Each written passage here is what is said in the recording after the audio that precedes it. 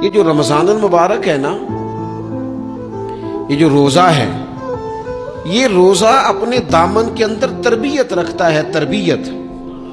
یا ایھا الذین آمنوا کتب علیکم الصیام کما کتب علی الذین من قبلکم لعلکم تتقون۔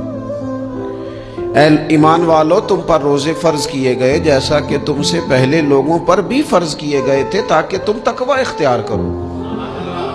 روزہ تمہیں پرہیزگار بنائے گا، تمہارے اندر سے جو نفسانی چیزیں ہوں گی انہیں نکالے گا، اور اللہ تبارک و تعالیٰ کی طرف تمہارے دل کا رجحان ہوگا، تمہاری روح کا رجحان ہوگا، تمہیں تزکیہ دے گا۔ روزہ انسان کی تربیت کرتا ہے، انسان کو روزہ ذہنی طور پر تیار کرتا ہے کہ اللہ کے حکم کے مطابق کھانا ہے، اللہ کے حکم کے مطابق پینا ہے۔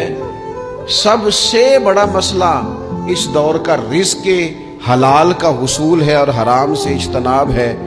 تو روزہ ہمیں یہ سبق پڑھاتا ہے کہ ہم وہی کھائیں گے اور اسی وقت کھائیں گے جو کھانے کا ہمیں ہمارے رب نے حکم ارشاد فرمایا ہے۔